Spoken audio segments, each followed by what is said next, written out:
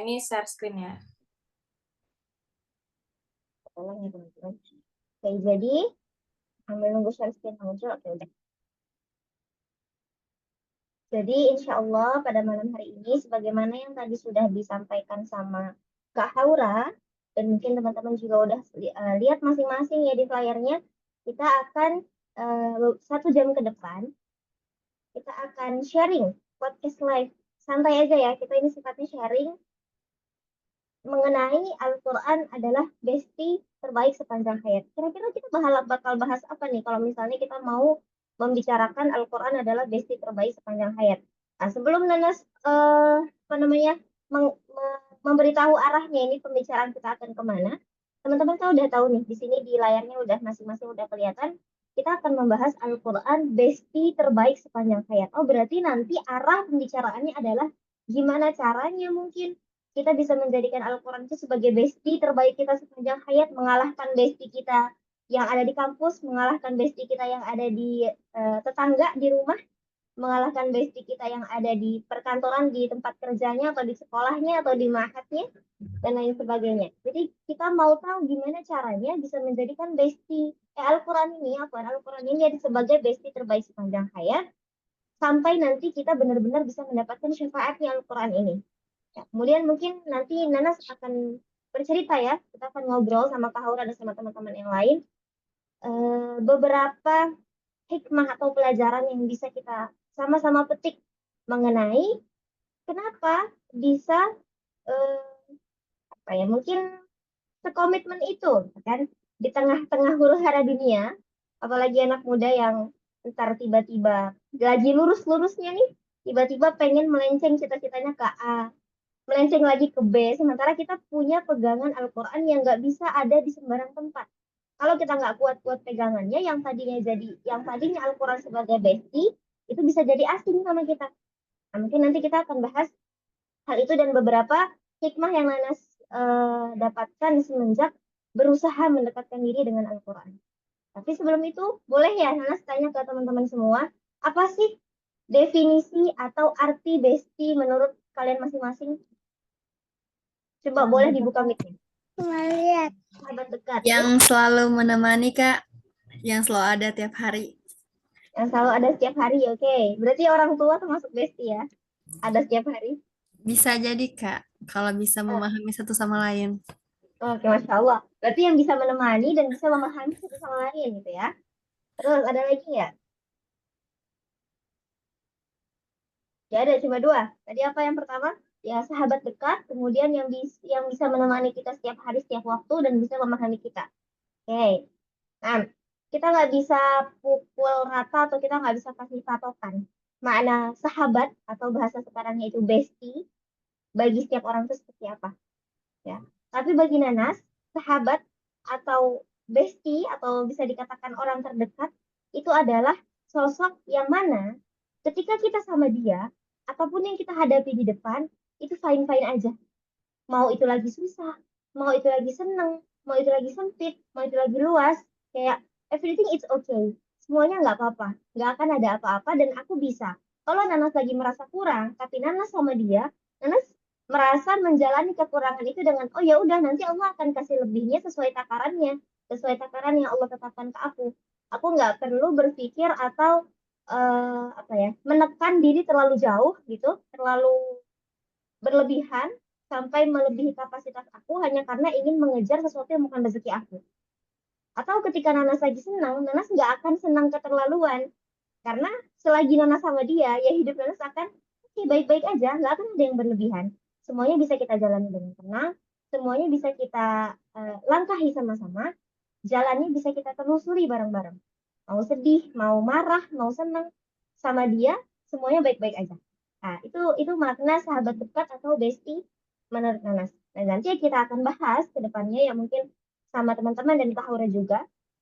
Intinya kita akan bahas apa sih yang perlu kita tekankan dalam diri kita atau yang perlu kita latih dalam diri kita sampai nanti kita bisa ada di titik di mana kita nggak mau pisah dari Al-Quran atau mungkin bisa dibilang kita berhasil me, apa kita berhasil menjadikan Al-Quran itu benar-benar jadi bestie terbaik sepanjang hayat. Mungkin nanti Jadi teman-teman belahan jiwa gitu lah ya. jadi belahan jiwa. Nah, jadi belahan jiwa. Yang mana kita tuh udah nggak bisa lepas gitu loh. Jadi kalau misalnya kita tahu nih, kita sibuk banget. Dari pagi sampai malam tuh kegiatannya full dan mungkin kegiatannya itu nggak sama Quran. Entah ada yang kerja, ada yang sekolah, ada yang kuliah, ada yang bisnis mungkin. Ah, nggak ada kan tuh nggak ada sama Quran.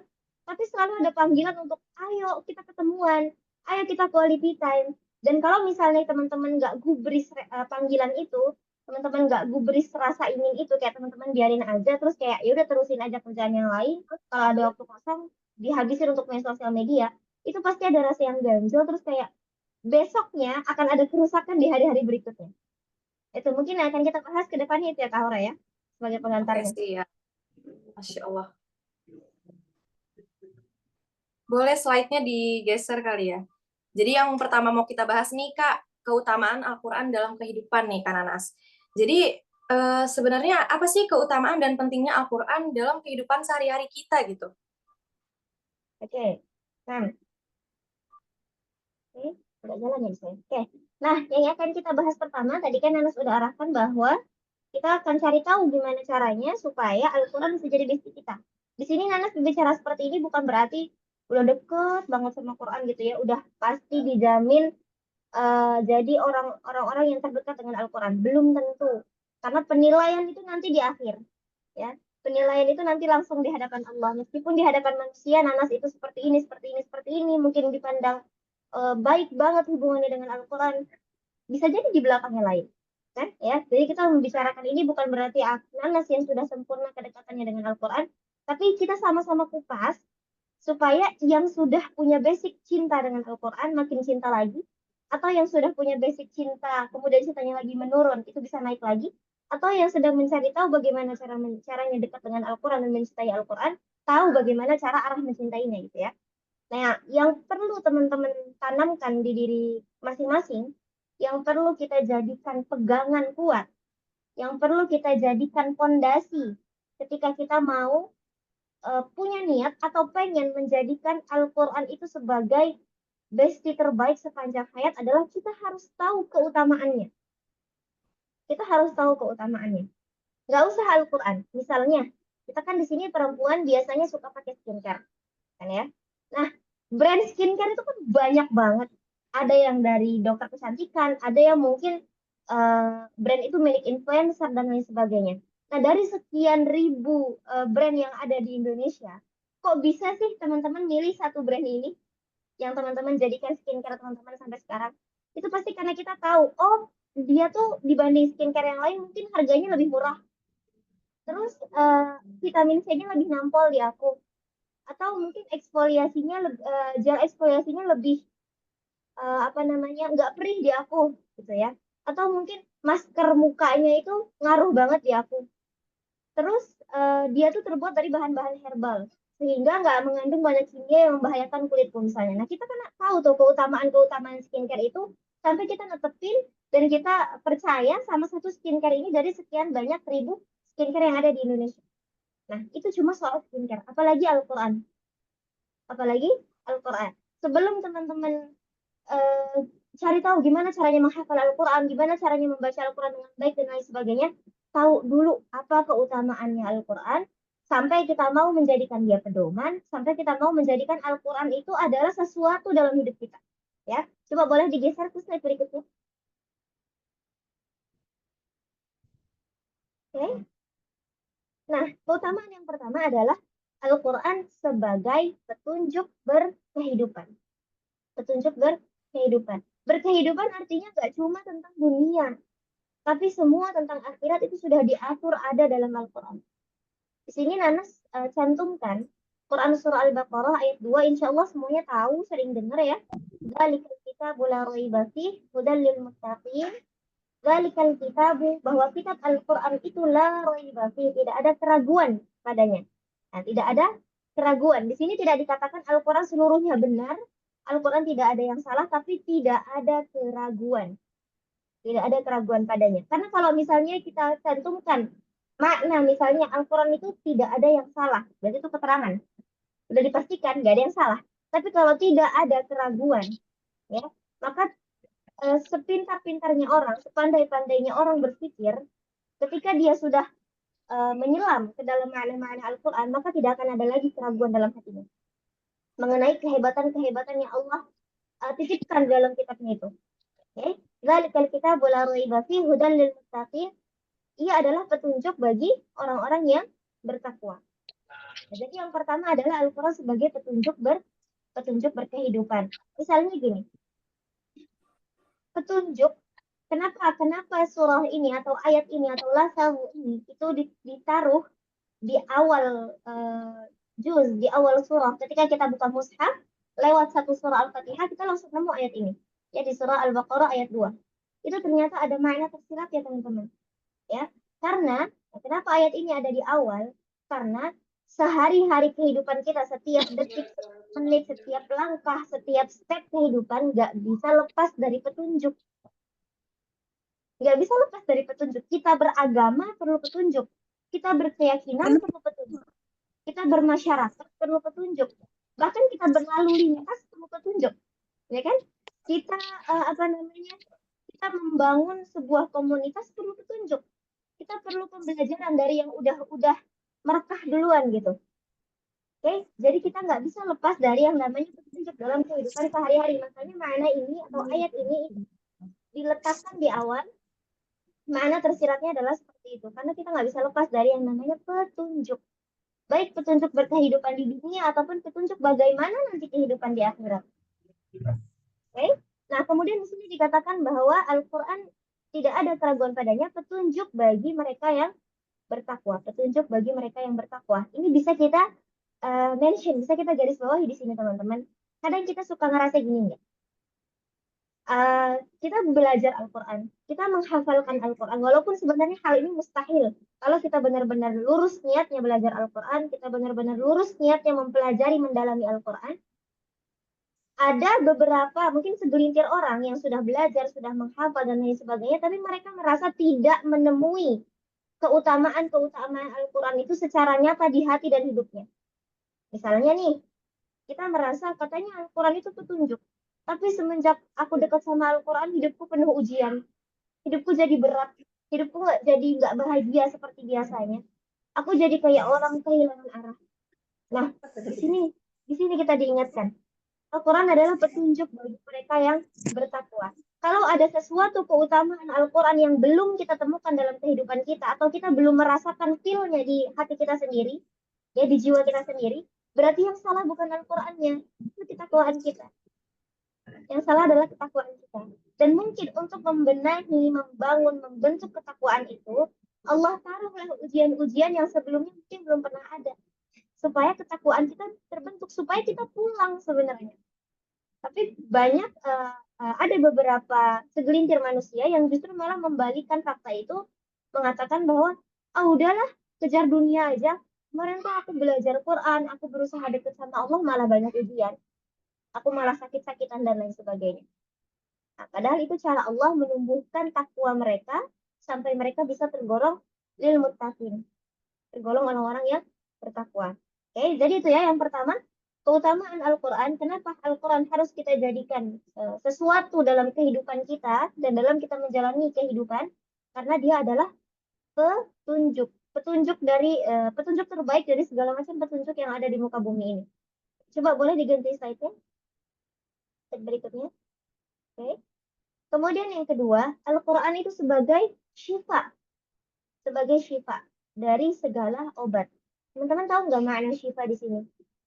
Kita tahu kalau dalam bahasa Arab syifa itu obat. Tapi makna syifa ini bukan hanya sekedar obat, tapi juga rahmat. Karena suka membayangkan kalau dijelaskan makna syifa itu sebenarnya seperti bukan hanya sekedar obat yang menyembuhkan, tapi obat yang memeluk. Karena kalau obat itu adalah bentuk fisik yang bisa menyembuhkan suatu penyakit seseorang yang terlihat. Ya kan?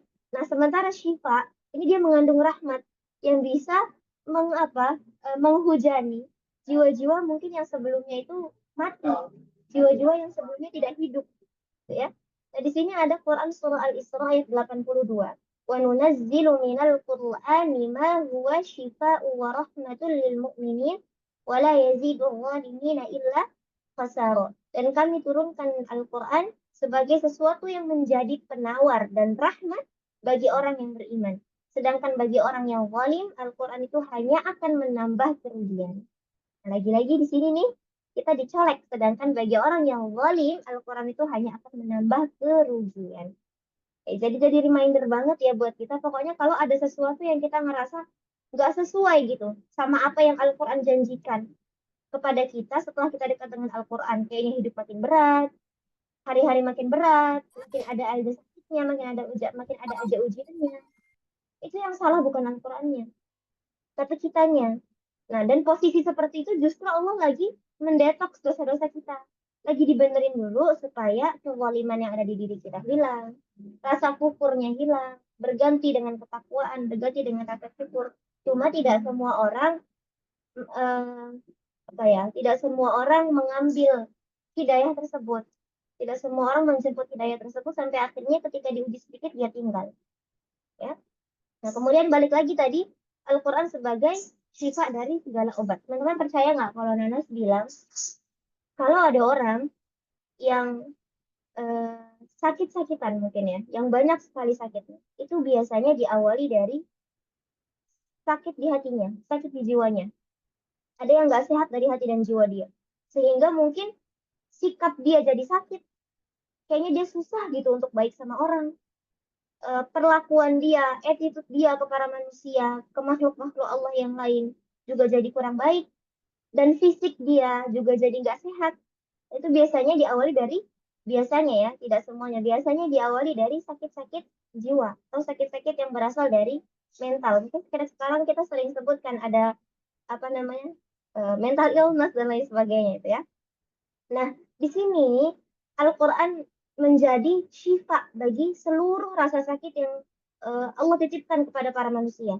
Nggak cuma sakit secara fisik, ya, medis ataupun non medis sebenarnya obatnya itu bisa dari Al-Quran kalau teman-teman yakin.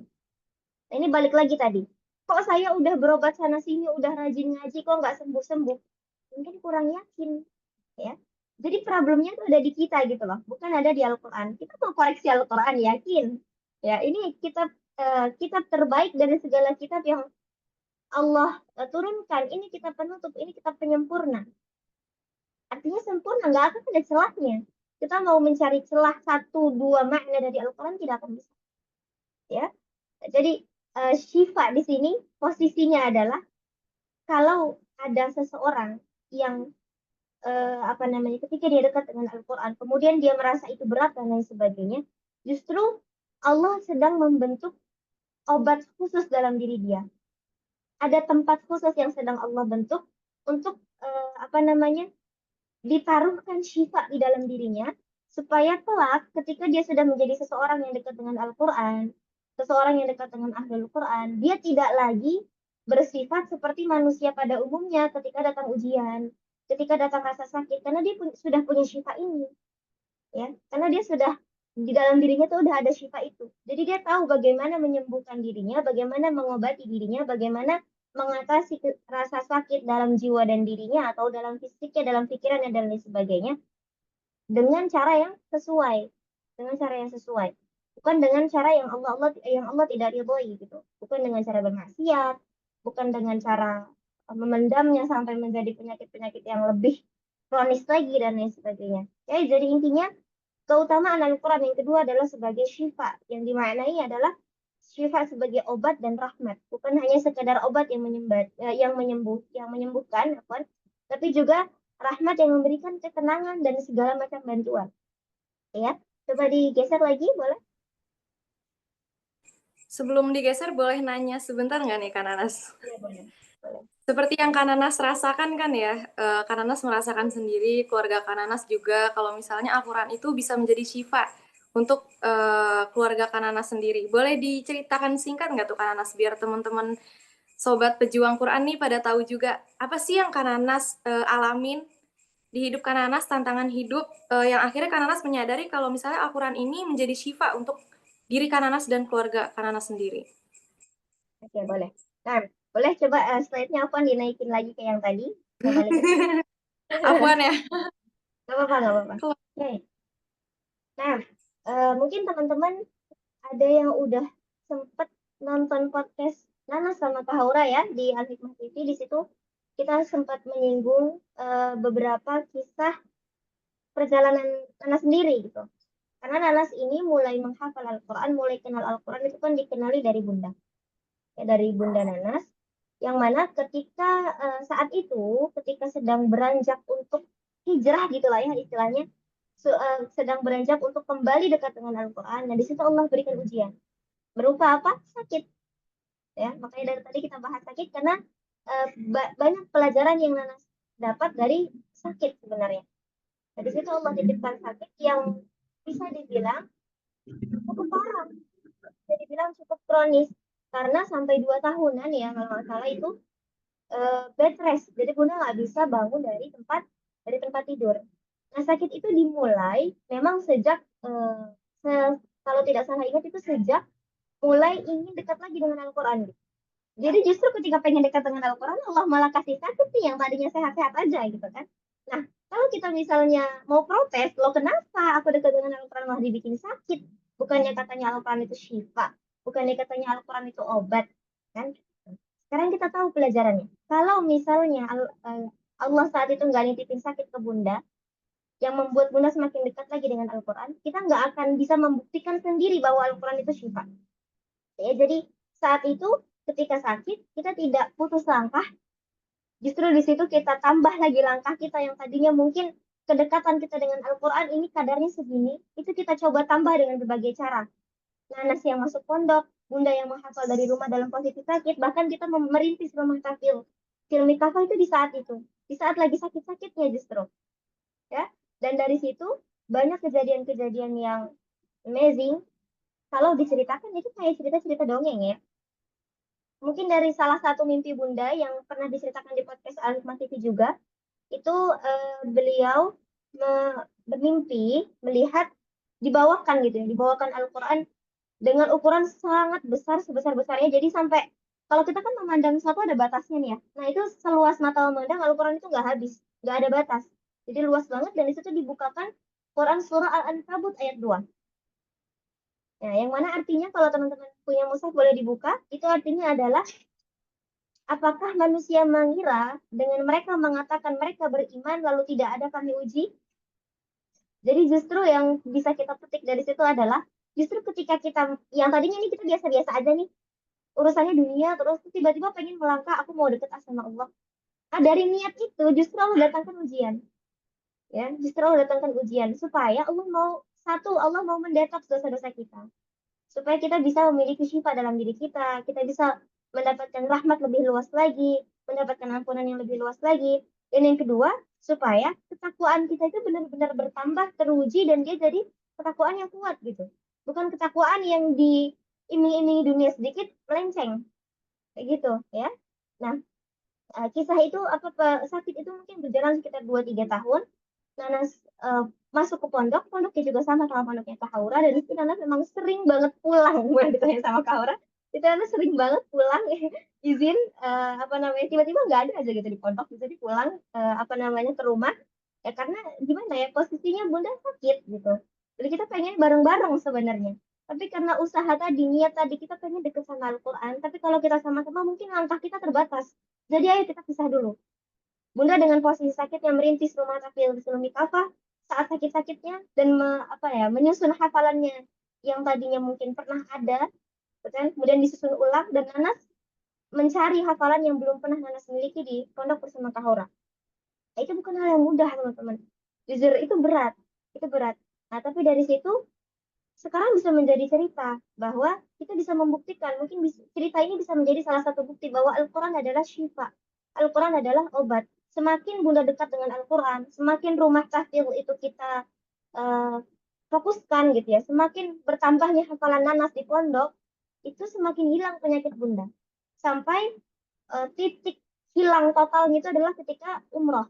Jadi alhamdulillah bismillah Nanas dapat hadiah umroh dari pimpinan pondok tersebut ya, karena keberhasilan atau pencapaian mentasmiahkan hafalan 30 juz sekali duduk saat itu ya. Kemudian kita diberangkatkan umroh berdua Bunda. Nah di sana ya udah manusia biasa yang tadinya nggak bisa bangkit dari kasur, nggak bisa bangun dari kasur, Ya di sana ya kita jalan ke Masjid Nabawi, kita sholat bareng, kita tawaf, kita umrah, kita sa'i. Mungkin teman-teman yang udah pernah umrah atau haji tahu kan capeknya tawaf dan sa'i itu kayak apa. Nah, kemudian dari jarak Masjid Masjid Nabawi dan Masjidil Haram ke hotel itu juga nggak deket. Tapi itu semua bisa. Bahkan itu di negara orang. Tapi ya udah semuanya sehat, nggak ada rasa sakitnya sama sekali. Gitu ya. Jadi semoga cerita ini bisa jadi salah satu bukti ya Kak Hura ya, yang Iya, semakin meyakinkan hati teman-teman gitu bahwa Al-Quran memang syifa dari betul. segala obat. Kalau ada sesuatu yang kita kurang yakini, maka yang salah mungkin yang belum diperbaiki adalah diri kitanya, bukan salah di Al-Quran. Oke, terus selanjutnya nih Kak Nanas, minta tips dan triknya dong yang praktis untuk kita semua tuh membaca dan memahami Al-Quran. Oke. Oke, ini kita bahas di slide berikutnya. Coba boleh digeser dulu. Nah, Ah, oke. lagi, oke, lagi-lagi tadi ya kita mau tahu. Oke, setelah kita tahu keutamaannya, yang tadinya mungkin nggak cinta sama Al-Quran, setelah mempelajari keutamaan Al-Quran, mungkin kayak aku pengen deh coba baca Al-Quran yang rutin setiap hari. Aku pengen deh ikut halakoh-halakoh Quran supaya aku bisa dekat sama Al-Quran, supaya aku punya waktu-waktu yang khusus dan pasti untuk Al-Quran gitu. Atau aku pengen deh coba ngafalin Quran sendiri, atau aku coba pengen deh coba cari guru-guru Quran supaya aku bisa belajar. Nah, mungkin timbul tuh, ya kan, rasa-rasa seperti itu. Nah, setelah timbul rasa-rasa seperti itu, jangan kita biarkan, teman-teman. Kita kupas lagi sekarang. Bagaimana caranya dalam praktiknya kita bisa mempraktikkan, kita bisa mempraktikkan kedekatan atau interaksi kita dengan Al-Quran yang baik itu seperti apa. Lagi-lagi supaya kita nggak salah arah. Karena Al-Quran ini petunjuk, seluruhnya adalah petunjuk. Bahkan ketika kita, pembahasan kita sekarang, kita mau tahu gimana caranya praktik membaca Al-Quran yang baik, yang benar, supaya rutin dan lain sebagainya itu sudah diatur dalam Al-Quran. Nah, tapi kita harus tahu dulu, kenapa kita harus belajar Al-Quran, kenapa kita harus apa ya, bersemangat untuk melatih diri dekat dengan Al-Quran, kenapa kita harus belajar untuk senang dekat dengan Al-Quran. Karena di sini di hadis riwayat Bukhari dikatakan, khairukum man ta'allama al-Qur'an wa 'allamah. Ini hadis yang sudah terkenal sekali insyaallah ya di kita. Khairukum man ta'allama al-Qur'an wa 'allamah, bahwa sebaik-baik orang di antara kalian adalah yang belajar Al-Quran dan mengajarkannya. Jadi konsekuensinya kalau teman-teman berusaha untuk terus semangat belajar Al-Quran, untuk terus semangat mempelajari Al-Quran, untuk terus semangat dekat dengan Al-Quran, untuk terus semangat merakit kedekatan atau merakit interaksi dengan Al-Quran, maka konsekuensinya atau efeknya adalah teman-teman diangkat sama Allah menjadi manusia terbaik di dunia maupun di akhirat. Ya. Bahkan orang-orang yang dekat dengan Al-Quran itu dijadikan ahlullah atau keluarganya Allah. Enak banget kita dekat sama suatu kita cinta membaca kitab itu, kita cinta mempelajari kitab itu, kita amalkan apa yang kita pelajari dari kitab itu, kita dapat pahala, kita dapat kebaikan, kita dapat ketenangan. Juga sama Allah kita diangkat jadi manusia terbaik dan dijadikan keluarganya Allah. Kan privilege-nya sangat, sangat banyak sekali. Dan kalau kita udah punya privilege seperti itu, insya Allah jalan kita menuju terkabulnya doa-doa kita, jalan kita menuju cita-cita yang sedang kita impikan, itu pasti Allah permudah dengan cara masing-masing. Karena akan beda perlakuannya ke keluarga Allah sendiri. Kayak misalnya teman-teman, Presiden kita sekarang ya, Bapak Prabowo, teman-teman ini adalah salah satu keluarga dari Bapak Prabowo ini. Pasti teman-teman akan dapat perlakuan yang berbeda di negara kita. Teman-teman akan dapat rumah yang mungkin berbeda. Teman-teman akan mendapat penghormatan yang berbeda. Teman-teman akan dihargai dengan sikap yang berbeda. Teman-teman juga diterima di banyak pendidikan dengan penghormatan yang berbeda. Nah, begitupun kita. Kalau kita udah jadi, itu cuma sebatas presiden, ya, yang ada batasnya di negara ini, gitu. Apa namanya, kewajibannya, tugasnya, wewenangnya hanya sampai sini. Loh ini Allah. Kalau kita jadi keluarganya Allah, apa yang Allah nggak bisa kasih untuk kita? Selagi kitanya memang yakin, insya Allah apapun yang kita ingin dan itu terbaik dan itu memang kita butuhkan, pasti akan Allah kasih. Oke? Nah, balik lagi tadi, bagaimana caranya agar secara praktik kita bisa rutin kita bisa apa namanya tadi konsisten gitu ya, kita bisa istiqomah untuk menjalani hari-hari kita selalu terisi dengan Al-Quran. Boleh digeser lagi Kak slide-nya?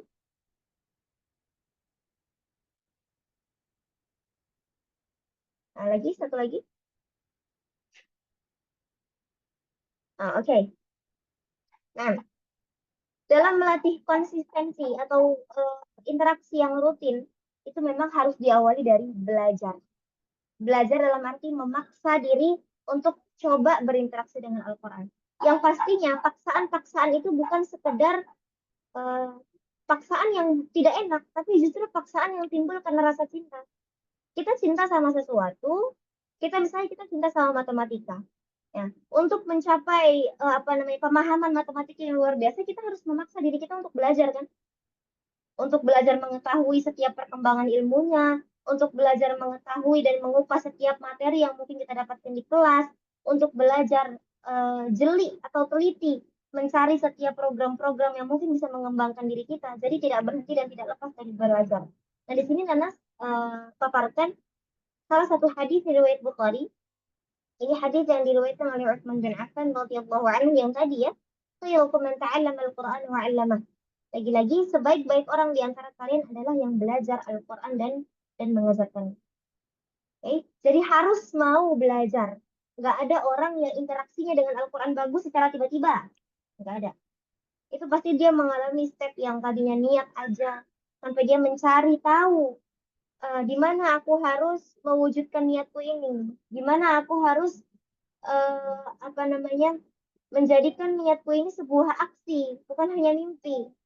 Kemudian setelah dia tahu bagaimana caranya, dia harus memaksa dirinya untuk mempraktekannya. Ya, kalau sekarang teman-teman kajian seperti ini, nanti Nana kasih tahu bagaimana caranya, coba ditulis. Habis tidur, besoknya nggak dicoba, ya udah, itu hanya menjadi tulisan. Ya, nggak akan menjadi sesuatu yang aksi yang melekat dalam diri kita. Jadi harus dipaksa untuk belajar mengembangkan segala sesuatu yang sudah mulai Allah titipkan dalam hati kita untuk dekat dengan Al-Quran. Ya, kemudian juga tadi ya memahami banyak keutamaannya itu akan membuat kita semakin pengen dekat sama Al-Quran. Jadi rasa-rasa pengen itu yang membuat kita lebih berkembang lagi. Paksaan apa ya? Yang tadinya mungkin kita memaksa diri kita, kemudian setelah itu kita lelah. Nah, kalau kita tahu keutamaannya, kita balik lagi mengingat keutamaannya, insya Allah rasa lelah itu nggak akan mengubur aksi yang sudah kita lakukan selama ini. Kita akan bisa bangkit lagi. Kita akan bisa bangkit lagi, dan bangkit lagi. Terus, boleh digeser lagi slide berikutnya? Nah, kemudian ada ayat yang mengatakan Allah Ta'ala berfirman, "Afala yatadabbaruna al-Qur'an walau kana min 'indi ghairillahi lawajadu fihi ikhtilafan katsira." Maka tidakkah mereka menghayati atau mendalami Al-Quran? Sekiranya Al-Quran itu bukan dari Allah, pastilah mereka menemukan banyak hal yang bertentangan di dalamnya. Dan di sini adalah reminder atau pesan, ajakan, aturan, anjuran, perintah dari Allah langsung kepada kita, ya, para manusia untuk mentadabburi Al-Quran, untuk untuk mentadabburi Al-Quran. Nah, kemudian bagaimana caranya kita bisa mentadabburi Al-Quran, bisa belajar Al-Quran, bisa membaca Al-Quran atau memurojaah hafalan secara konsisten. Yang pertama, kita coba biasakan, mungkin ini inti tipsnya ya. Kita coba biasakan diri kita untuk terbiasa melakukan rutinitas dengan rentang waktu yang sangat sederhana. Teman-teman nggak usah ribet-ribet nyiapin 1 jam, 2 jam, 3 jam dalam satu hari untuk dekat dengan Al-Quran. Karena saya yakin kalau yang tadinya belum pernah dekat dengan Al-Quran, hidupnya nggak di pondok, kerjanya juga lingkungannya umum, sekolahnya lingkungannya umum, rumahnya lingkungannya umum, intinya bukan ada di suatu ma'had yang memang khusus Quran gitu ya. Kemudian yang tadinya teman-teman belum pernah nih apa namanya berinteraksi rutin sama Al-Quran, tiba-tiba teman-teman netapin target hari ini aku harus baca Quran 3 jam. Itu yakin, itu cuma berjalan 1-2 hari, kesananya enggak lagi. Ya, karena enggak dimulai dari hal-hal yang sederhana. Jadi untuk membangun rutinitas kedekatan dengan Al-Quran, mulailah dari hal-hal yang sederhana. Tentang waktu yang sederhana, kemudian target-target yang sederhana, dan lain sebagainya. Misalnya, satu hari baca 1 ayat aja dari Al-Quran. untuk yang belum pernah sama sekali ya. Satu hari baca satu ayat aja dari Al-Quran. Atau mungkin kita sudah terbiasa nih sebelumnya satu hari baca satu halaman. Coba sekarang ditambah satu halaman plus dua ayat. Begitu. Atau misalnya dari waktunya. Dalam satu hari aku mau 5 menit baca Al-Quran. Pasang deh tuh timer di HP 5 menit. Dari yang sesederhana itu aja. Ya. Jadi harus membangun konsistensi memang di awal dari hal-hal yang sederhana. Dan itu tidak bisa dipungkiri. Nggak bisa langsung levelnya tinggi gitu. Harus dibangun dari basic yang sederhana. Nah, kemudian sering-sering mengikuti kajian atau event atau halakoh Quran yang satu, dia selalu berpotensi atau bisa membangkitkan semangat kita untuk dekat dengan Al-Quran yang mungkin kalau kita nggak pernah ikut kajian, kita jarang ikut kajian, kita nggak ada di halakoh Quran, kita mengandalkan kemampuan diri kita untuk mendisiplinkan diri, nah itu PR deh. Nah, kita semua pasti nggak yakin sama diri kita kalau untuk mendisiplinkan diri tanpa didisiplinkan lagi sama sesuatu hal, ya. Nah, jadi coba rutinkan diri untuk ikuti kajian, update gitu sama infonya ada di mana nih, ada kajian apa nih yang bisa memantik semangat kita lagi, memantik semangat kita yang tadinya mungkin padam atau yang semangatnya udah ada jadi lebih membara lagi, ya. Kemudian ikuti halaqah Quran supaya satu, kedisiplinan kita benar-benar terlatih di situ. Yang kedua, di samping kedisiplinan kita terlatih, apa yang kita eh, apa, apa yang kita susun, apa yang kita rintis dari Al-Quran itu terjamin kualitasnya. Ada yang koreksi bacaan kita, ada yang koreksi setoran kita, ada yang mendengarkan hafalan Al-Quran kita, dan lain sebagainya. Kemudian cari dan bentuk lingkungan Quran. Ini sebenarnya nggak jauh-jauh dari yang kedua tadi. Kalau teman-teman nggak punya, merasa lingkungan rumahnya, lingkungan keluarganya, lingkungan sekolah, lingkungan kampus, lingkungan kerja, dan sebagainya itu nggak mendukung teman-teman untuk dekat dengan Al-Quran, coba sadari bahwa lingkungan itu bukan hanya yang ada sekarang, tapi lingkungan juga terkait apa yang kita bentuk. Kalau kita nggak bisa menemukan lingkungan yang baik di dunia nyata, bentuk lingkungan itu di dunia maya. Mungkin bisa seperti tadi, ikut komunitas Quran, ikut halakoh Quran, dan lain sebagainya. Atau sosial medianya usahakan jangan pernah scroll selain Al-Quran. Supaya isinya udah lengkap terus. Itu kan secara tidak sadar teman-teman kalau FYP-nya, misalnya FYP-nya makanan. Oh, berarti teman-teman sedang membentuk lingkungan kulineran di sosial medianya. Teman-teman FYP-nya K-pop. Ya berarti teman-teman sedang membentuk lingkungan itu di sosial medianya. Jadi lingkungan bukan sekedar apa yang nyata, tapi juga bisa kita bentuk di dunia maya. Oke? Jadi untuk membentuk konsistensi kita bersama Al-Quran, yang pertama tadi, kemudian yang kedua, apa namanya, pelajari keutamaannya. Kemudian yang ketiga, ikuti halakoh Quran atau komunitas Quran yang bisa mendisiplinkan kita. Kemudian mulai dari hal-hal yang sederhana dan bentuk lingkungan yang bisa mendukung tujuan kita untuk dekat dengan Al-Quran. Mungkin itu ya, Kak Haura dan teman-teman. Mungkin selebihnya bisa pertanyaan atau lain sebagainya untuk Iya, Masya presentasi yang Allah. saya sini dulu ya. Jadi emang kalau misalnya kita ingin membaca dan memahami Al-Quran harus dimulai dari diri kita dulu ya, Kak Nanas ya. Harus mau Hmm. belajar, kemudian merutinkan hal-hal yang sederhana gitu. Kayak Hmm. misalnya tilawah satu hari, satu halaman aja. Yang penting rutin, nanti akan terciptanya konsisten gitu. Betul Kak Nanas. Yang Kak Nanas bilang juga terakhir tadi, kita membentuk, cari dan bentuk lingkungan Quran. Gitu ya Kak Nanas ya. Hmm. Terus juga bergabung ke halakoh-halakoh dan juga mengikuti kajian-kajian. Masya Allah. Oke, selanjutnya kita buka sesi tanya jawab untuk sobat pejuang Quran, teman-teman. eh, Dipersilakan jika ada yang ingin bertanya. 3 penanya ya. Boleh lewat chat, boleh bertanya langsung. Angkat tangan. Lewat chat juga boleh.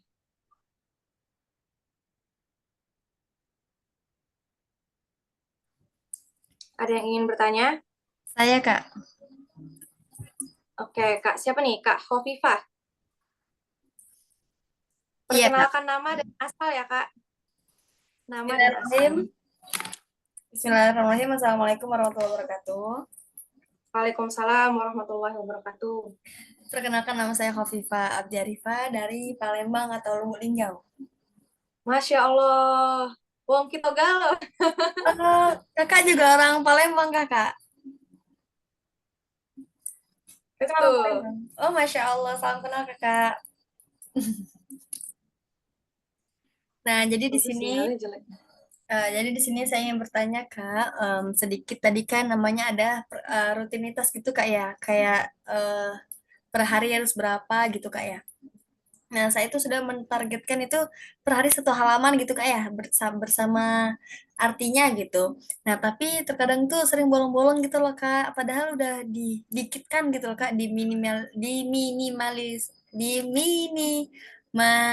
Iya. gitu lah Kak, dan dikit Lisir.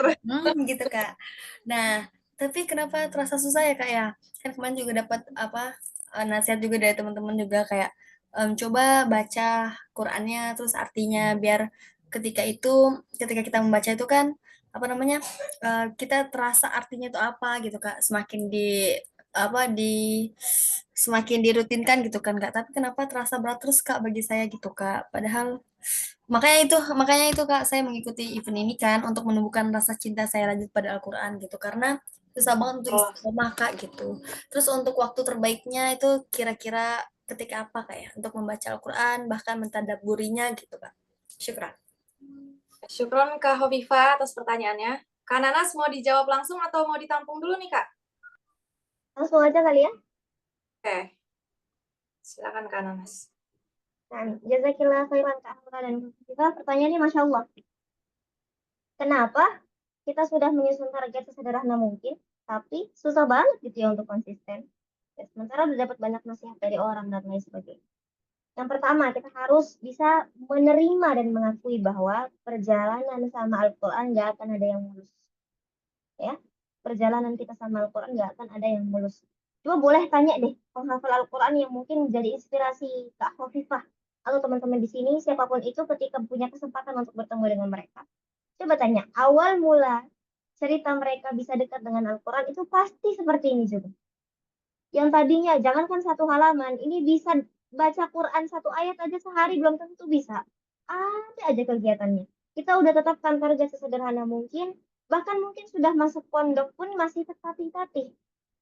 Ada aja yang bikin bolong. Entah karena waktu, entah karena mood, entah tiba-tiba malas, entah tiba-tiba banyak kegiatan dan lain sebagainya. Ya, kita harus akui itu ya. Kita harus akui bahwa itu adalah sebuah fase ya sebuah fase yang nantinya pun kalau Kak Khofifa tidak berhenti berusaha itu pasti fase itu akan dilewati.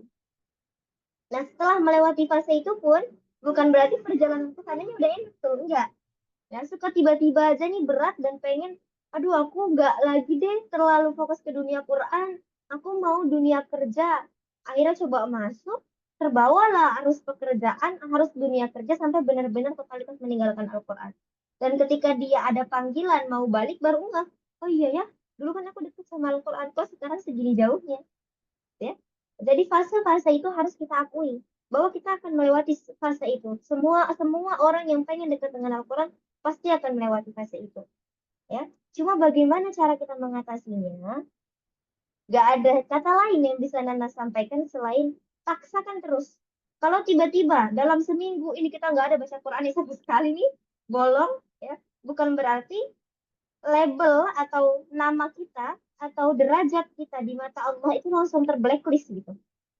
Bukan berarti pintu kesempatan kita langsung Allah tutup untuk memperbaiki diri dengan Al-Quran. Nah, tidak seperti itu ya. Jadi ketika sudah seminggu, sebulan, 3 hari dan lain sebagainya, tiba-tiba nggak baca Quran sama sekali. Ketika tiba-tiba terpanggil lagi untuk, oh ya Allah, aku udah segini lamanya nggak baca Al-Quran. Terus tiba-tiba terpanggil. Nah, langsung baca. Langsung baca saat itu. Ya. Allah tidak menutup pintu kesempatan hambanya manapun yang mau dekat dengan Al-Quran, bahkan yang mau bertobat. Begitu jadi Kak Khofifah. Jadi intinya terus paksa diri Kak Khofifah untuk ketika ingat langsung baca Al-Quran. Ketika pengen langsung baca Al-Quran dan paksa Kak Khofifah untuk selalu ada di lingkungan yang bisa mendukung kedekatan Kak Khofifah dengan Al-Quran. Karena biasanya seseorang itu kan punya potensi untuk males. Seseorang punya potensi beralasan atau mengatasnamakan kesibukan untuk tidak berinteraksi dengan Al-Quran, gitu kan? Semua orang punya potensi untuk mengatasnamakan moodnya untuk tidak berinteraksi dengan Al-Quran, kan seperti itu.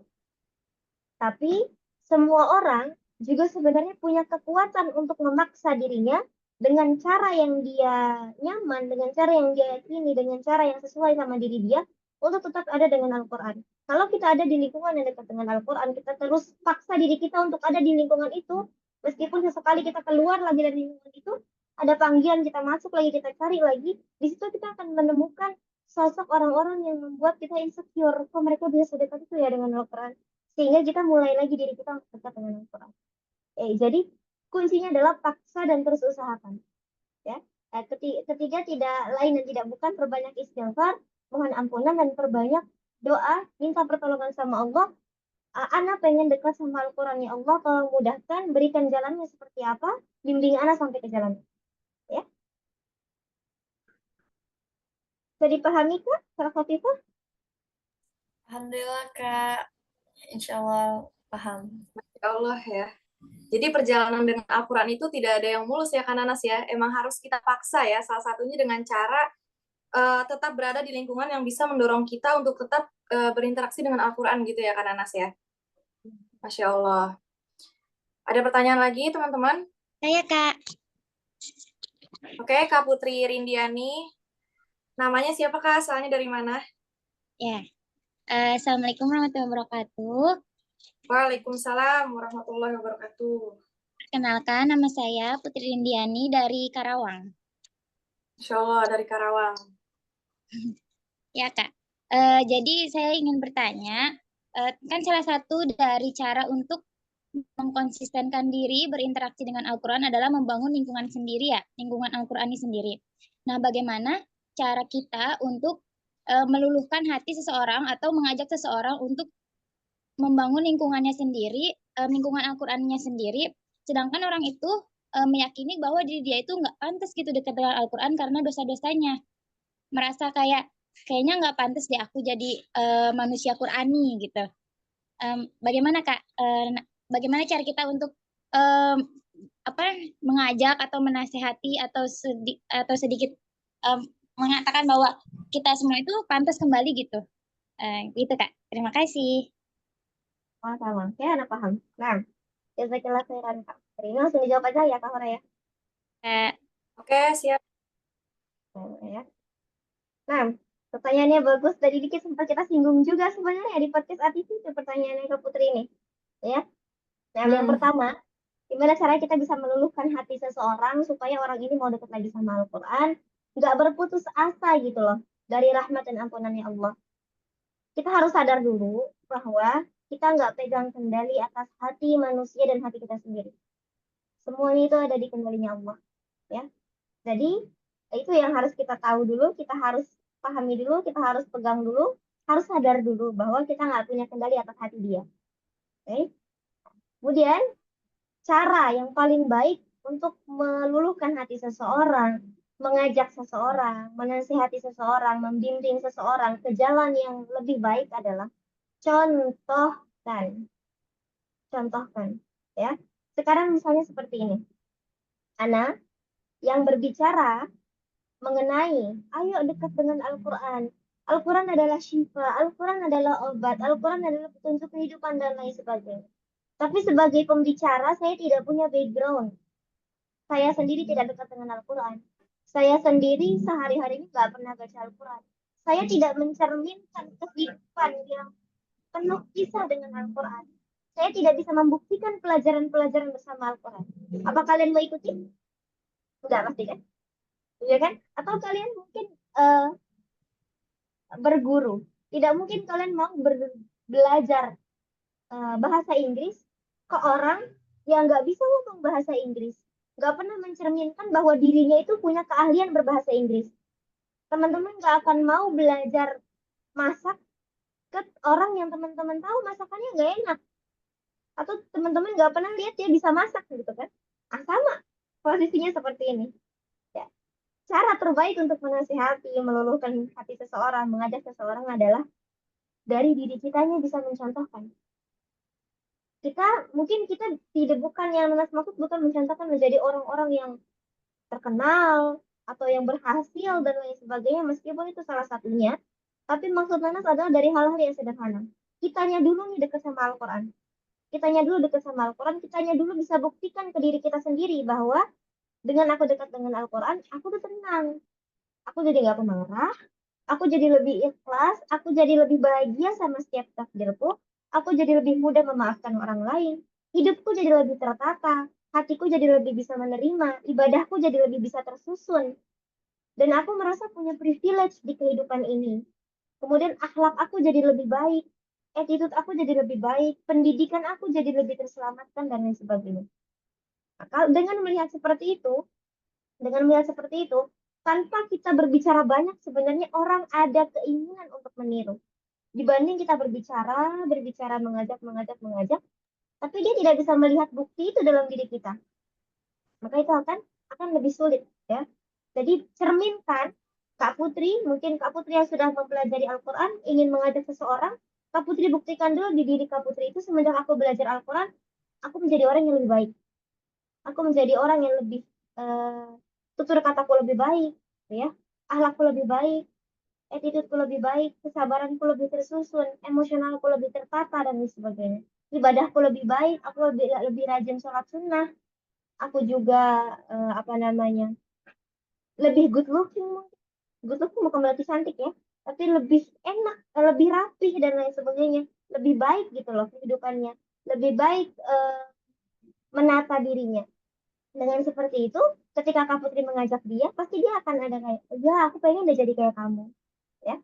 Nah, kemudian kalau segala macam usaha dari segi mencontohkan, mengajak, menasehati, mengajak itu kan bentuknya banyak, bisa dalam bentuk nasihat, bisa dalam kita ajak kayak, ikut aku yuk, temenin aku setoran di majelis ini, nanti pulangnya aku ajak jajan di mall ini deh. Itu kan bentuk ajakan juga kan, mungkin ajak anak-anak sekarang kalau ngajak kajian tuh kan kayak gitu kan. Nah, ajakan-ajakan itu kan bentuknya banyak. Kalau segala macam usaha udah kita coba, tapi ternyata hatinya belum bisa terketuk juga, maka ingat tadi, poin yang pertama, hati itu kendalinya nggak ada di kita, tapi ada di Allah. Serahin semuanya sama Allah, minta doa sama Allah, ya Allah aku sayang sama orang ini, aku pengen orang ini juga ada di jalan yang engkau ridhoi. Tolong bukakan hatinya, tolong ketuk hatinya untuk bisa menjemput hidayahmu. Itu. Nah, mungkin itu ya.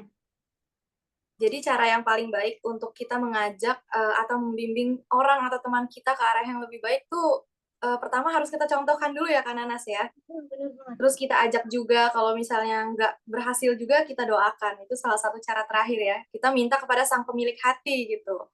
Untuk meluluhkan hati teman-teman kita yang ini kita ajak gitu. Oke, ada lagi yang ingin bertanya? Oh iya Kak Nanas, di sini ada 2 pertanyaan dari teman kita. Aku bacain aja ya pertanyaannya ya Kak. Ini dari Ibu Andi Nasdalia dari Kutai Timur nih, Masya Allah, Provinsi Kalimantan Timur. Sebelumnya di dalam podcast Al-Hikmah TV, Ustazah Nanas menyampaikan untuk para pejuang Quran, terkhususnya pejuang hafalan, beliau berkata, Kak Nanas berkata, jika bel berbunyi, segeralah pulang. Nah, bel itu pernah berbunyi untuk Ustazah Nanas, seperti apa tuh bentuknya? Bentuk bel berbunyinya itu. Kring-kring gitu ya. Oke, nah, itu kalau saya nama Andi Nastalia dari Kutai Timur, Masya Allah. Insya Allah. Oke, nah, jadi yang dimaksud bel itu sebenarnya bahasa mudahnya Nanas supaya kena ke Bukan pemahamannya. bel beneran ya? Bukan bel beneran. Bukan ya. bel beneran ya? Ya. Nah, bukan bel Okay. gitu ya. Tapi mungkin bentuknya adalah panggilan. Sekarang gini, misalnya kita semua sama-sama sepakat nih ya, kalau pacaran itu haram.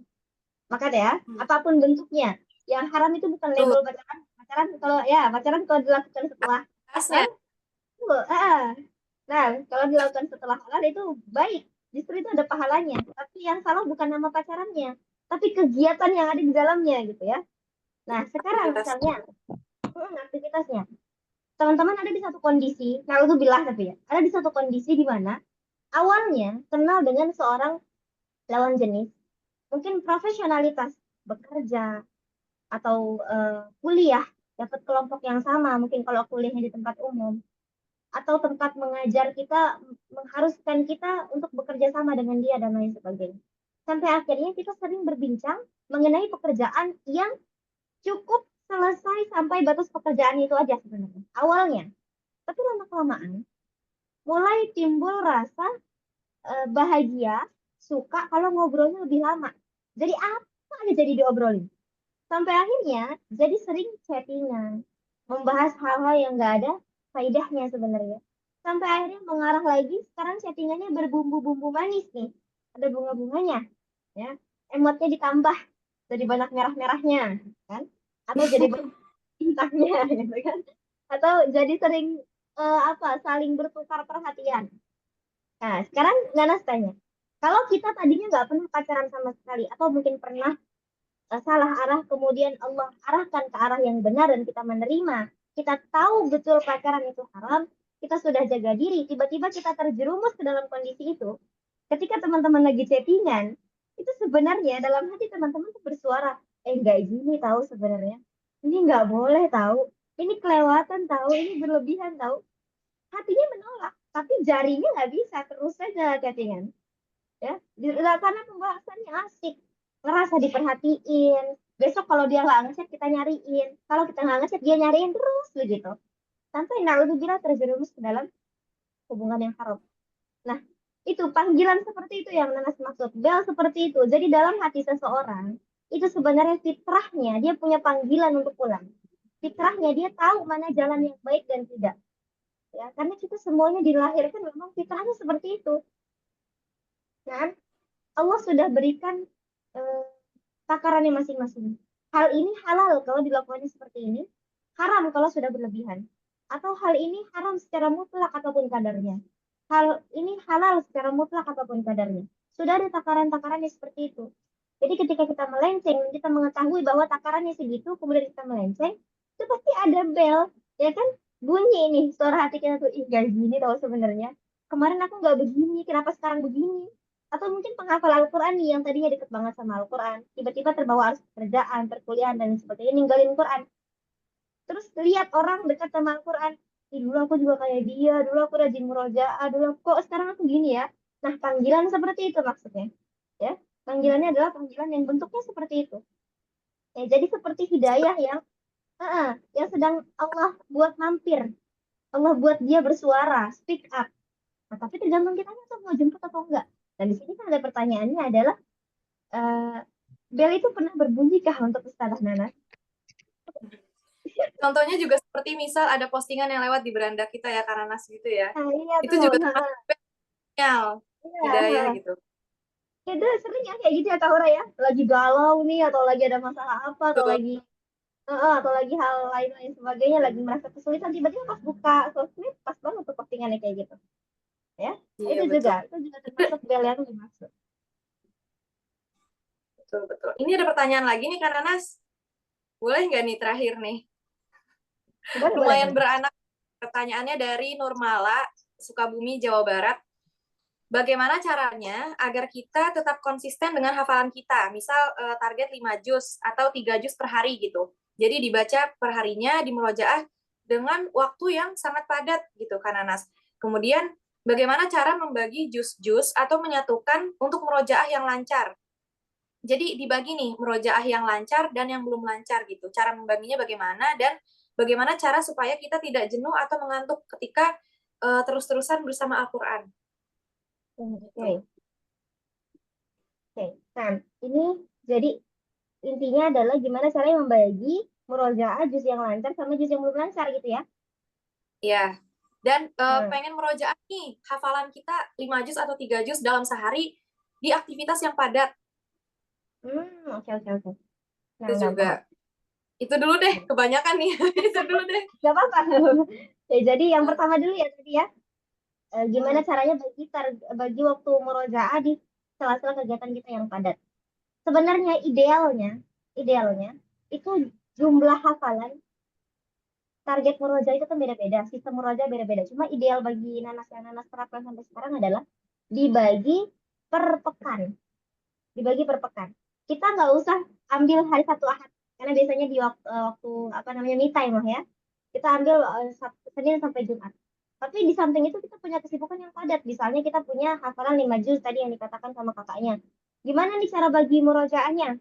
Nah, berarti 5 juz ini dibagi 5 hari. Satu hari ini 1 juz. Tapi nggak bisa, Kak, kalau aku harus menyisakan waktu 1 jam untuk murojaah 1 juz dalam 1 hari. Karena itu aku padat kegiatannya. Nah, tadi bagi per 5 menit. 5 menit lumayan lah, kita bisa dapat 2 halaman. Kalau kita memang hafalannya lancar. Ya. Atau setiap habis sholat. Setiap habis sholat. Harus ada waktu. Emang harus dipaksakan juga. Atau kalau mau lebih pasti lagi, pakai saat sholat. Pakai saat sholat. Setiap sholat kita pakai murojaah kita setengah halaman aja. 5 baris aja. Itu kan pasti udah terbantu tuh. Nanti sisanya makin dikit. Ya kan? Sisanya tinggal dikit untuk di murojaah dalam 1 hari itu. Nah, itu bisa kita murojaah sempetin waktu sebelum kita tidur. Karena kalau kita udah memutuskan habis ini aku tidur, berarti udah gak ada kerjaan. Atau kerjaannya mau dilanjutin besok gitu kan. Nah, itu siapkan waktu, khususkan waktu, jangan tidur dulu, jangan bismika dulu sebelum targetnya selesai. Ya. Atau kalau mau lebih pasti, disiplin, konsisten, nggak mengandalkan atau mengatasnamakan banyak alasan lagi adalah bergabung di halakoh, punya guru. Entah dalam bentuk halakoh ataupun sendirian, individu, punya guru. Karena Nanas merasakan sekali, di tengah-tengah kegiatan yang mungkin di satu sisi mahasiswa, di satu sisi konten kreator, penulis, berjualan, dan lain sebagainya, bingung kan ya memang atur waktunya. Dan ada saat di mana Nanas itu dilepas oleh salah satu guru Nanas yang menurut Nanas beliaulah yang paling berpengaruh karena tegasnya luar biasa. Tegasnya luar biasa. Gak jarang itu belajar sama beliau isinya air mata. Jadi buku basah karena nangis. Dan tapi itu tegasnya beliau justru yang bisa membentuk kedisiplinan dalam diri Nanas. Dan ketika beliau lepas karena kesibukan beliau, Nanas merasakan sekali 1 tahun itu tertatih-tatih menyusun waktu sendiri. Sementara kalau sama beliau kok kayaknya mau setorannya seminggu sekali, 2 minggu sekali, waktu murojaah setiap hari itu ada aja gitu. Tapi begitu dilepas sama beliau, nggak ada jadwal setoran, susah banget nyusun waktu murojaah, sekalipun lagi libur. Jadi kalau mau lebih disiplin lagi harus punya guru. Kemudian yang kedua, cara membagi murojaah juz yang lancar dengan juz yang tidak lancar. Lancar dan tidak lancar tuh kategorinya banyak kan ya. Ada lancar yang lancar banget, mungkin kesalahannya cuma 1-2 gitu kan, rutin. Ada lancar yang menurut dia lancar, tapi ketika disetorkan ternyata amburadul. Nah, masih berantakan. Kemudian tidak lancar, ada tidak lancar yang sekedar masih sering ketukar nih antara persamaan yang ini dengan yang ini. Atau tidak lancar yang memang berantakannya banget. 70% kita nggak inget. Nah, itu beda-beda cara mengatasinya. Beda-beda cara murojaahnya. Ini sering Nana sampaikan juga di sosial media ya. Setiap hafalan itu punya kebutuhan yang berbeda-beda dan itu menentukan bagaimana cara murojaahnya. Untuk juz-juz yang lancar, dalam artian kesalahannya mungkin sangat minim, itu murojaah aja seperti biasa. Jadi target harian diulang per hari, mau 1 juz, 2 juz, setengah juz, dan lain sebagainya, tergantung jumlah hafalan dan kemampuan kita. Nah, kalau yang belum lancar, kalau belum lancarnya itu nggak berantakan banget, tapi sering ketukar dan lain sebagainya, itu coba disusun 1 hari mungkin tidak per juz, jadi didikitkan gitu jumlahnya. 1 hari 5 halaman aja. Besoknya kalau 5 halaman ini belum lancar, jangan pindah ke halaman berikutnya, tapi tetap di 5 halaman yang kemarin. Dan 5 halaman yang berikutnya ini kita jadikan bahan tilawah. Dan terus begitu. Sampai tersusun dan kita benar-benar yakin, aku udah lancar. Dan kalau udah lancar, berarti dia pindah. Konsep murojaahnya digabung sama juz-juz yang lancar. Ya. Tapi kalau nggak lancar itu benar-benar berantakan, ya mau nggak mau harus dihafal ulang. Dan dihafal ulangnya nggak bisa kalau nggak punya guru. Harus hafal ulang sama guru karena pasti akan banyak harokat yang kita ketukar dan kita nggak sadar, huruf yang tadinya depannya wow jadi kita baca fa kita nggak sadar, jadi harus sama guru. Terakhir, bagaimana Jadi cara harus ada nyimak. iya harus ada Harus nyimak. Iya betul. Nggak Terus yang bisa. terakhir nih karena bagaimana cara mengatasi ngantuk saat bersama Al-Quran nih, jenuh dan ngantuk. Sebenarnya kalau ngantuk itu orang beda-beda ya Kak Hora ya, tipenya beda-beda. Ada yang dengan wudhu dia seger, udah gitu, dia lagi baca Quran terus dia ngantuk, dia wudhu ya udah selesai, dia bisa baca Quran lagi, udah nggak terganggu lagi, nggak ke lagi sama ngantuknya. Ada yang dengan makan, kalau makan makan pedas mungkin ya, itu dia jadi melek gitu. Ada yang harus ramai, ada yang ruangannya mungkin nggak bisa sepi supaya dia nggak ngantuk. Itu beda-beda. Jadi harus kita temui dulu kita ini tipe yang seperti apa. Tapi Nanas punya satu cara yang pernah sih sebenarnya Nanas share di sosial media, cuma itu udah tenggelam videonya. Jadi kalau Nanas ngantuk ketika lagi murojaah, wudhu udah nggak mempan, masih ngantuk juga. Berdiri, murojaahnya udah nggak mempan, masih ngantuk juga, malah Quran yang jatuh. Kemudian pindah ke tempat ramai, masih ngantuk juga, udah nggak mempan. Pakai minyak kayu putih atau yang semacamnya. Jadi yang Kira anget-anget, disiram nih. ya tau. Yang anget-anget itu, tapi ini emang agak ekstrim ya kalau Rat. Jadi misalnya minyak kayu putih lah ya umumnya, itu kita taruh di jari, terus kita olesin di ini apa ini namanya, kelopak mata. Gitu. Iya, Itu betul emang betul. agak perih ya, agak perih, tapi kita diemin 9 detik aja, itu kita langsung nggak perih lagi. Jadi maksudnya nggak panas, bisa melek, dan itu ngantuknya total hilang, gak ada Iya, ngantuk-ngantuk lagi. Cuma ya resikonya iya. kalau kita rutin begitu, ngelupas ini karena dia Iya, panas. apalagi kalau fresker tuh kan Nanas. Apalagi kalau fresker. Kepanasan itu. Atau Kalau kalau kurang misalnya biasanya kalau di pesantren tuh baca Al-Qur'annya sambil keliling gitu ya karena Nanas sambil jalan. Itu bisa muterin, banget. muterin tempat halakoh. Iya betul. Oke, syukron Kak Nanas, jazakillah khairon atas Iya, jawabannya. Ya, teman-teman semua, kalau misalnya ada yang ingin bertanya lagi, bisa langsung kunjungi Instagram Kak Nanas nih, Anastasia Khaira. Anastasia Khaira? underscore. Udah. Oh, oke. Underscore. Oke, Kak Nanas, terakhir deh pesan nih dari Kak Nanas untuk teman-teman sobat pejuang Quran. Untuk kita semua apa nih? Pesan-pesan terakhir penutup. Oke, nah sebelumnya jazakillah khairan teman-teman yang udah menyimak atau berusaha hadir gitu ya. Meskipun tadi ada yang setengah juga karena ada kegiatan dan lain sebagainya. Satu yang Nanas pesan mungkin untuk teman-teman semua, karena di sini kita temanya adalah berusaha menjadikan Al-Quran sebagai besti terbaik kita, adalah jangan pernah lelah untuk memaksakan diri terus berusaha dekat dengan Al-Quran. Kalau sewaktu-waktu kita merasa, aduh udah kejauhan nih jalannya, terus tiba-tiba ada panggilan lagi untuk dekat, nah turuti panggilan itu. Jangan malah diabaikan karena merasa udah nggak pantas, udah terlalu jauh, terlalu lama ninggalinnya dan lain sebagainya. Enggak. Selagi masih ada panggilan itu, Allah masih sayang dan Allah masih kasih kesempatan, Allah masih mau kita balik lagi. Jadi balik. Ya, jangan pernah lelah, jangan pernah berhenti untuk memaksa diri, mengajak diri kita untuk terus mengupgrade kedekatan kita sama Al-Quran. Mungkin itu ya, Kak Aura dan teman-teman. Oke, syukron, jazakillah khairan Kak Nanas atas sharing-sharingnya, tips dan trik seputar Al-Quran. Semoga bisa bermanfaat untuk teman-teman sobat pejuang Quran semuanya ya. Untuk anak pribadi juga ini sangat bermanfaat gitu ilmunya. Syukron juga untuk teman-teman semua. Syukron jazakumullah khairan sudah meluangkan waktunya untuk belajar. Terakhir, izin menyampaikan nih teman-teman mengenai program komunitas pejuang Quran. Jadi komunitas pejuang Quran ini ada 2 program ya. Program yang pertama itu ada program kajian online, dan program kedua ada program pendidikan. Nah, visi misi komunitas ini adalah nyantri online bareng, kajian dan sharing system. Jadi membahas tentang serba-serbi, motivasi, dan ilmu.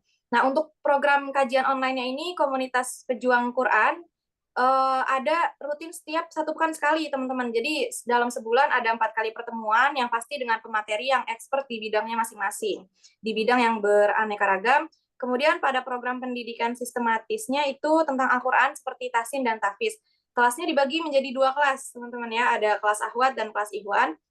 Kalau teman-teman ingin mendaftar, tunggu infonya selepas dari acara podcast live malam hari ini ya teman-teman. Atau boleh juga untuk informasi lengkapnya teman-teman follow akun Instagram komunitas pejuang Quran, akun Instagramnya pejuang Quran _daily, sama YouTube channelnya komunitas pejuang Quran gitu ya teman-teman. Biar teman-teman bisa tahu info lengkapnya dan info-info kajian setelah ini. Oke, sebelum kita tutup, kita foto bersama dulu kali ya. Kita foto bersama dulu nih teman-teman.